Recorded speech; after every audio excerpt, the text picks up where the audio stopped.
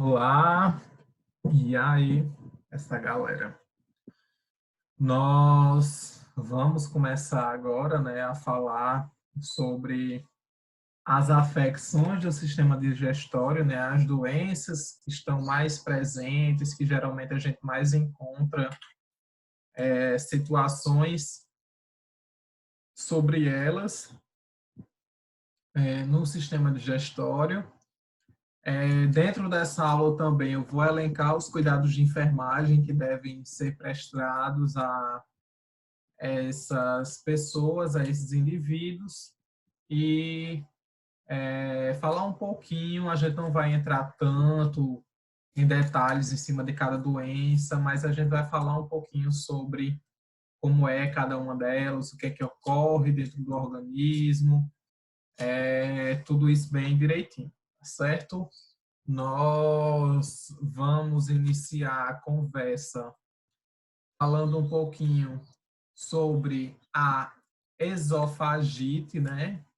Como só lembrando, né, um pouquinho que a gente até já tinha conversado sobre isso, vocês já devem ter visto isso em outras disciplinas. Quem cursou DIC comigo deve ter visto em alguns dos meus vídeos eu falando um pouquinho sobre isso, a respeito dos prefixos que a gente tem em algumas palavras, né, da área da saúde. No caso, o IT, esse finalzinho aqui, IT, geralmente ele diz respeito a uma inflamação, né? Essa primeira parte é esofag, né? Até o G, está relacionado ao esôfago e o IT, inflamação. Logo, a gente junta e o conceito seria que a gente está falando de uma inflamação que está ocorrendo na parte do esôfago. E é justamente isso, né? Uma inflamação que atinge a mucosa do esôfago e a presença de substâncias irritantes nessa mucosa que é a principal causa de inflamação, né? Eu acho que vocês já devem ter sentido alguma coisa assim quando vomitaram. Eu acho que todo mundo já vomitou na vida, né? Quando teve algum episódio de vômito, e a gente sabe que a gente acaba expelindo um pouquinho do suco gástrico, né, que está presente no nosso estômago. E quando esse suco gástrico vem subindo pelo nosso esôfago, a gente sente uma queimação, né, sente uma leve irritação. Claro que isso não é o suficiente para que a gente tenha um caso, né, de esofagite, mas a gente vai ter essa alteração, né, vai ter uma leve sensibilidade, a gente sente arder um pouquinho, a gente sente um pouquinho desse queimor. E agora nós vamos falar um pouquinho sobre a etiologia, né, que é a etiologia ou causas, né, a etiologia também tem esse significado, a causa dessa esofagite geralmente, né, está mais ligada a refluxo gástrico, gastroesofágico, né, e é justamente isso que eu dei como exemplo, né? O caso das pessoas que têm refluxo, que tem muito essa presença de retorno de suco gástrico pelo esôfago, e com o passar do tempo isso acaba fazendo com que a pessoa é, tenha traga danos, né, ao tecido desse esôfago, à mucosa do esôfago. A presença também, né, de hérnia hiatal, uso prolongado de sonda gástrica, senilidade e cirurgias, né? Senilidade está ligada ao envelhecimento e alguns casos também de cirurgias que podem trazer essas complicações. Alimentos quentes ou muito condimentados, né? Geralmente os condimentos, quando em excesso e você fazendo o consumo por um longo período, não é só tipo você comer aquela comida, né, com muito condimento uma vez na vida. Geralmente quando você já tem alguma complicação, já tem alguma alteração, você já sente, né? pessoas às vezes já sentem, mas uma pessoa que não tem nada, se comer uma, duas vezes, não vai sentir nada demais, né? O problema é aquela pessoa que vai comer diariamente, né? Tá sempre comendo aqueles alimentos diariamente, ricos em pimenta, em muitas ervas que são fortes, né? Que acabam favorecendo a produção de ácidos dentro do nosso estômago. Isso também faz com que a gente venha a ter essas questões. Alimentos quentes, né? Porque a gente sabe que a gente, quando tem um alimento quente, faz a ingestão de um alimento quente, mas ele desce queimando tudo isso aqui, todo o nosso esôfago, e isso faz com que a gente tenha uma irritação da mucosa desse local. Líquidos quentes ou gelados demais também. Bebidas alcoólicas, cítricas ou café, que a gente sabe que são bebidas que fazem com que a gente tenha um aumento na produção de suco gástrico. E no caso de uma pessoa que já tem alguma alteração, isso acaba se exacerbando. E também gestão de substâncias corrosivas, né? De vez em quando a gente sabe que tem situações de pessoas que fizeram ingestão de soda cáustica, água sanitária, principalmente aquelas pessoas que estão passando por algum sintoma, algum problema de ordem psicológica, né, uma depressão, aí tem aquela tentativa de suicídio, tem alguma coisa, e isso faz com que também a gente tenha situações que levam a essa esofagite, mas no caso aí eu acho que é um dos menores dos problemas, né? Eu acho que a gente tem que tentar ajudar mais na ordem psicológica do que nesse sentido. Aí os sintomas, né, da esofagite. É a azia, né, ou a pirose, a odinofagia, né, que essa azia ou pirose, né, que está ligada à queimação durante ou após as refeições à noite. A odinofagia, que é a dor com regurgitação de fluidos do ácido gástrico, né? A disfagia, que é a dificuldade para engolir os alimentos. A cialorreia, salivação excessiva, dor no peito, tosse, perda de apetite também podem ser sintomas de casos de esofagite. As complicações possíveis, né? A gente pode ter estreitamento do esôfago, surgimento de tecidos estranhos no revestimento do esôfago, que a gente vai ter alterações, né, na mucosa do esôfago em decorrência de danos. A gente vai ter uma alteração celular.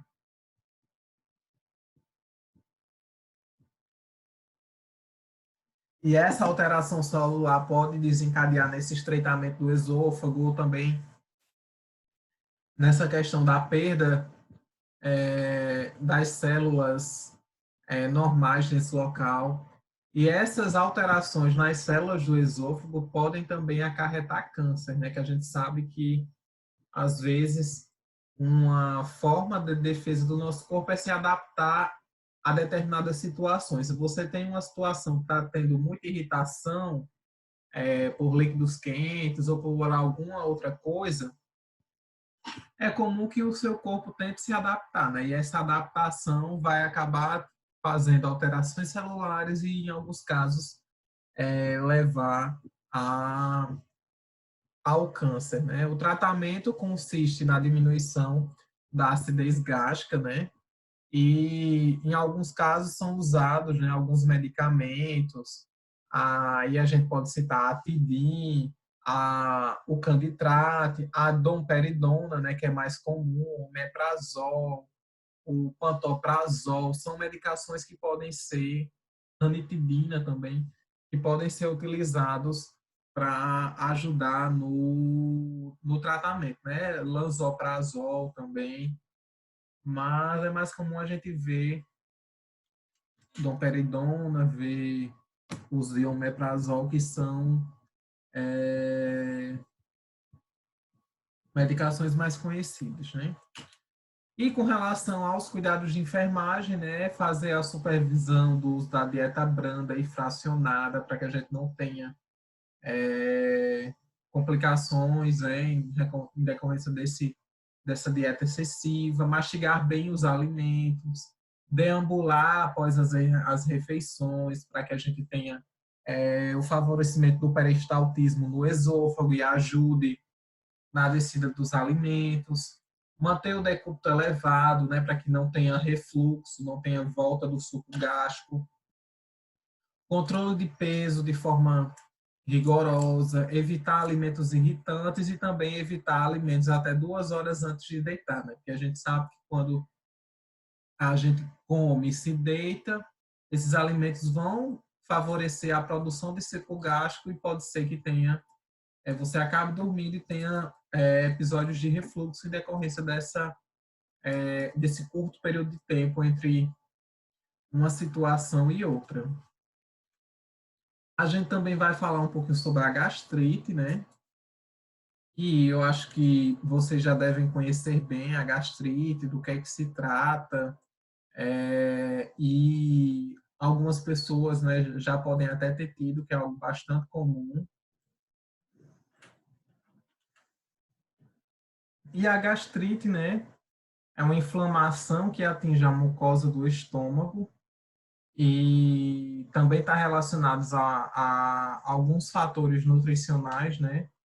E as principais causas seria essa deficiência nutricional, a imprudência dietética, né? Aquela pessoa que faz consumo excessivo de algumas substâncias que propiciam essa inflamação do estômago, como Coca-Cola, café, alimentos muito condimentados, né? O uso do álcool, até também essa imprudência dietética, ela pode estar relacionada às pessoas que passam um longo período de tempo sem se alimentar, que também pode acabar gerando complicações dessa mucosa estomacal, má educação alimentar, como comer muito e rapidamente. Isso também faz com que a pessoa tenha esses episódios de gastrite. Os principais sintomas, né, estão relacionados com a azia, a náusea, o vômito, cefaleia, né, anorexia também pode estar presente, né, essa falta de apetite, a sangue no vômito também é bastante presente, ou então fezes muito escuras, que também pode indicar a presença de sangue. O odor também fica um odor bem característico, bem diferente. E algumas complicações é a presença de hemorragias, né? A presença também de úlceras, que a gente vai abordar na próxima, que é o próximo material que a gente vai abordar.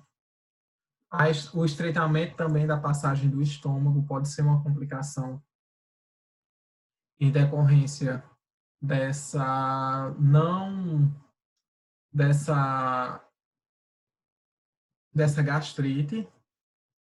O tratamento é a diminuição da inflamação, o uso de medicamentos protetores também bem similar ao tratamento da esofagite, e também a educação alimentar, né? Fazer com que a pessoa ela se alimente melhor e bem. E às vezes a gente confunde um pouquinho sobre essas questões relacionadas à alimentação, que as pessoas acham que se alimentar bem é comer muito, né? E isso faz com que a gente tenha algumas complicações, né? Ou então, ou tem gente que é aquele, ou é 8 ou é 80, né? Ou come pouco demais ou come muito. E às vezes quando come pouco que não são coisas adequadas para a saúde, né? Ou com uma baixa fonte de fibra, baixa fonte de nutrientes. E isso também acaba trazendo complicações para além da gastrite, né? E os cuidados de enfermagem para essas situações.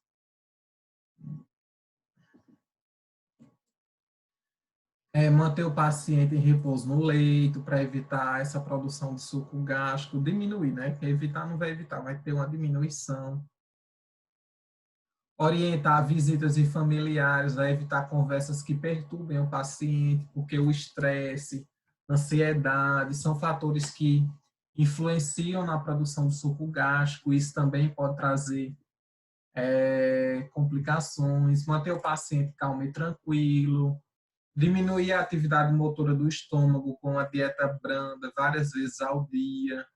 Fazer higiene oral 3 vezes ao dia com solução antisséptica, até para que a gente não tenha, né, a entrada de vírus ou bactérias que acabe fazendo com que esse paciente, além de gastrite, tenha uma co-infecção, né, e é importante a gente fazer essa limpeza adequada. Verificar e anotar os sinais vitais de 4 em 4 horas, ver como é que esse paciente está se sentindo, se ele tem alguma queixa, também anotar essa queixa, informar o enfermeiro, informar o médico sobre essa queixa do paciente, administrar a medicação prescrita com controle rigoroso de horário, né? Ter cuidado nessa questão dos horários da medicação para não passar demais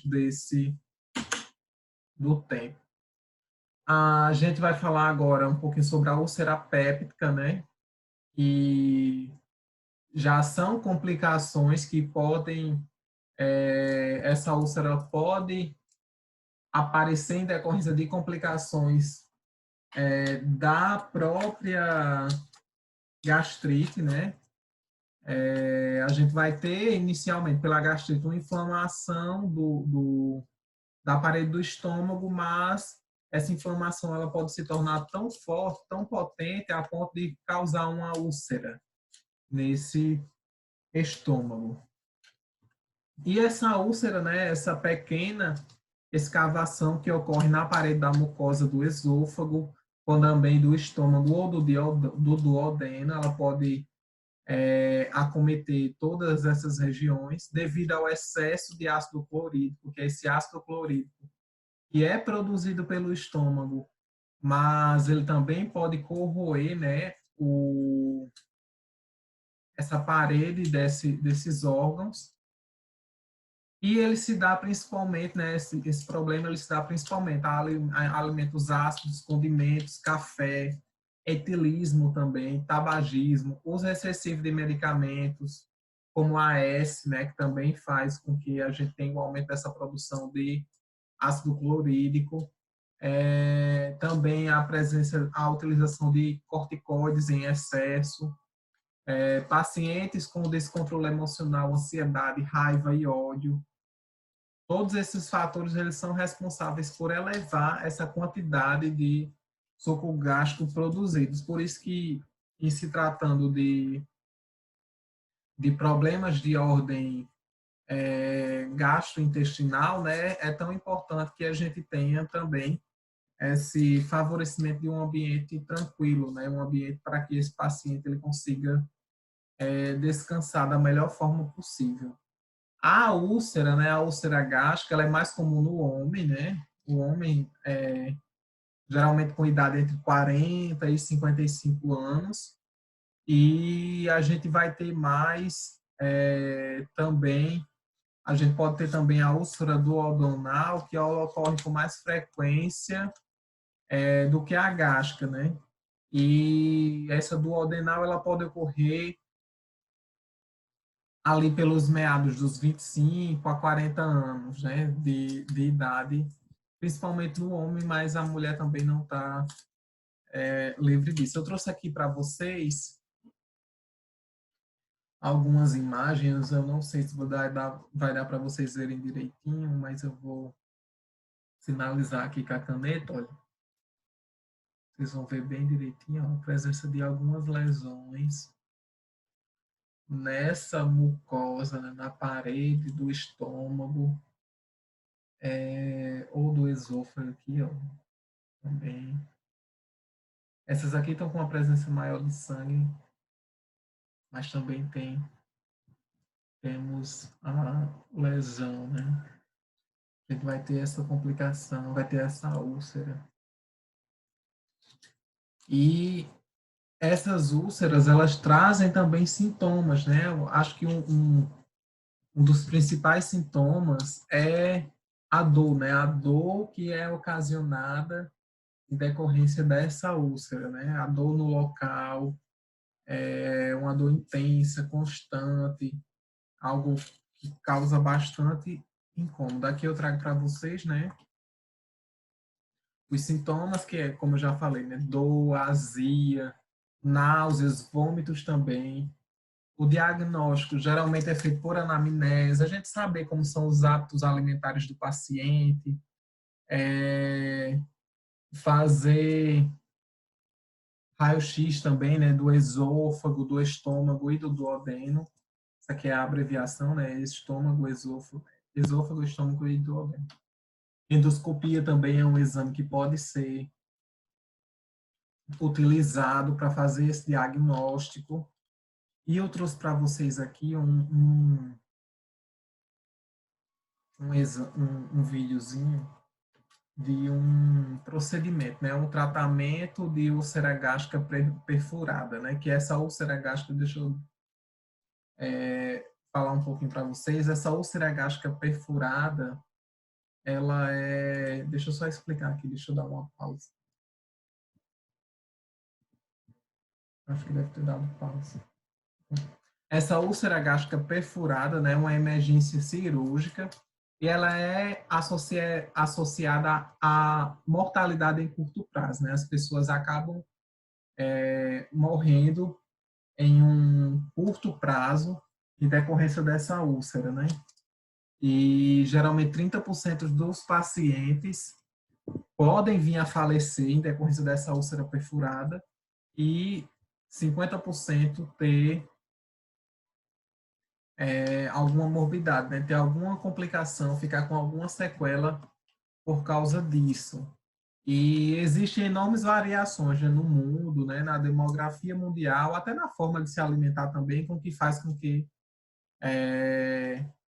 a gente tenha variações nesses percentuais, né? O status socioeconômico também, a prevalência de Helicobacter pylori, né, que é uma bactéria que causa também úlceras no estômago ou em algumas dessas outras partes do corpo do indivíduo. O uso de anti-inflamatórios não esteroidais em pacientes com úlcera péptica também pode favorecer essas complicações. A úlcera péptica perfurada, ela vai se caracterizar, né, por uma condição abdominal aguda com peritonite. Ela está localizada ou generalizada e tem um alto desenvolvimento, né? A principal complicação é porque a gente sabe que o estômago não é um local antisséptico, né? E se a gente tem uma perfuração do estômago, a gente vai ter a saída de líquido daquele local com a presença de vírus, de bactérias que podem trazer complicações a outros órgãos que não trazem ao estômago, né? Esses líquidos com essas bactérias, esses vírus vão adentrar outras partes do corpo do indivíduo e trazer essas complicações, né? E isso pode levar a sepse, né? Septicemia, que é aquela infecção generalizada e, consequentemente, a morte, tendo em vista se a gente vai conseguir fazer ou não o tratamento medicamentoso adequado. Aí vamos só continuar, né? O vídeo aqui.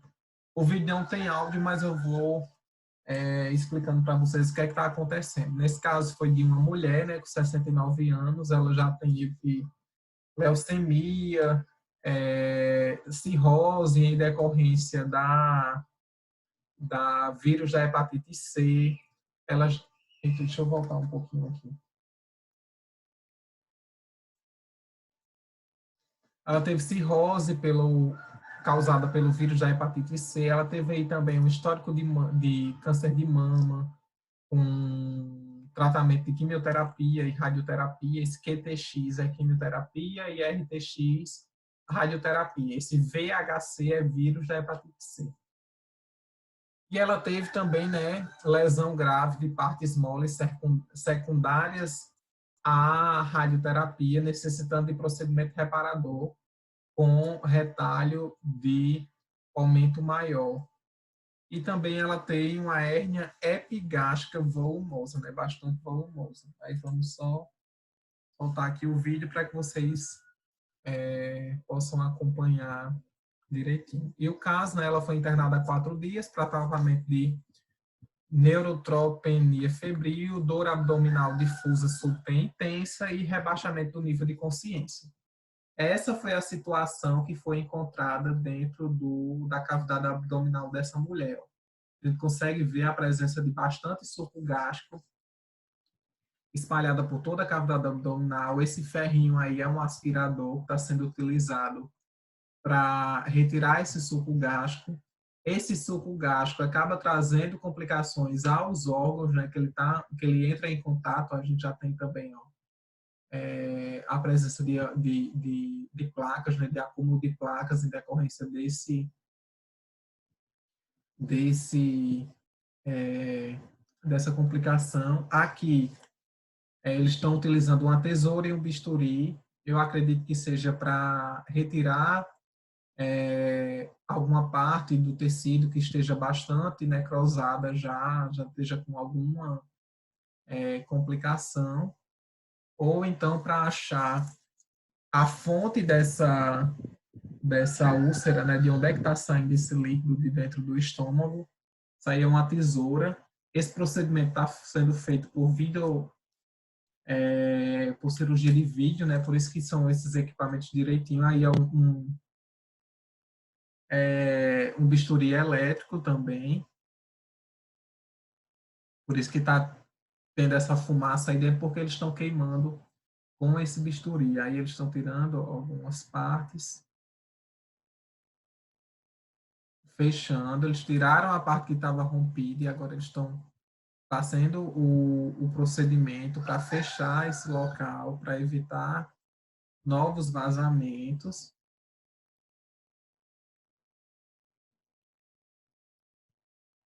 Provavelmente também vai ser feita, será feita não, uma lavagem em toda essa cavidade abdominal dessa mulher.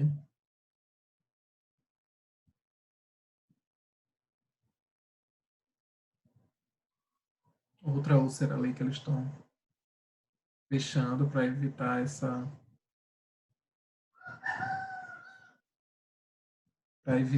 saída desse suco gástrico.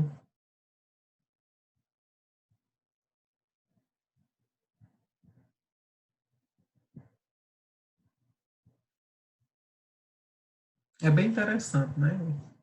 Esse procedimento.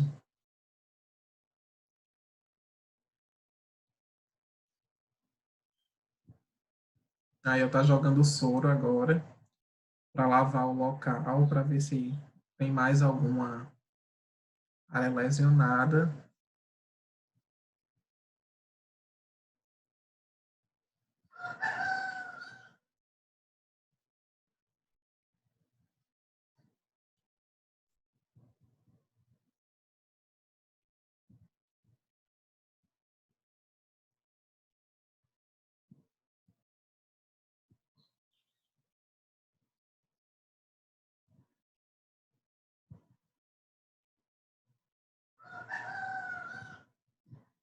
A gás ali, que eles estão utilizando para diminuir também um pouquinho a quantidade de líquido.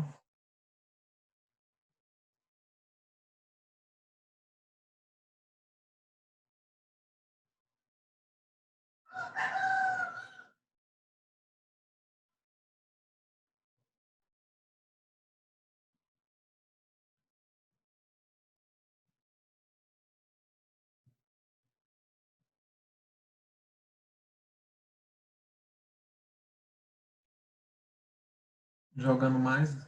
soro para poder lavar, tirar o resto de suco gástrico. Geralmente aí são utilizados litros e litros de soro para poder lavar toda essa cavidade abdominal.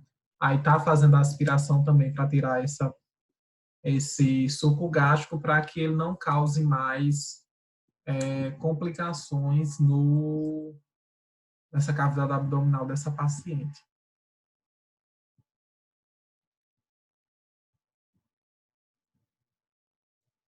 Aí essa cirurgia demorou 105 minutos, teve uma boa evolução, sem evidência de decência, né?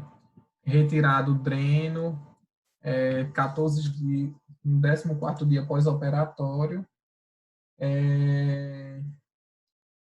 Ela teve quadro de infecção pulmonar e teve alta hospitalar no 32º dia, depois do pós-operatório. Eu acredito também, em decorrência dessa infecção pulmonar, né, que ela teve que fazer tratamento. Certo? Eu espero que vocês tenham gostado do videozinho. É bem interessante. Vou trazer outro videozinho de outro procedimento mais à frente. E os cuidados de enfermagem, né, são os mesmos cuidados de enfermagem da gastrite, né, manter repouso no leito, orientar familiares, manter o paciente calmo, diminuir a atividade motora, fazer higiene, são os mesmos cuidados de enfermagem da gastrite. Claro que podem ser somados a outros cuidados de enfermagem, caso o paciente venha passar pela cirurgia, né, ou tenha alguma outra complicação, e aí a gente soma outros cuidados de enfermagem e a gente pode discutir depois, a depender da necessidade, certo? Eu vou finalizar essa parte aqui e no próximo a gente continua ainda falando sobre algumas afecções, né, sobre alguns outros,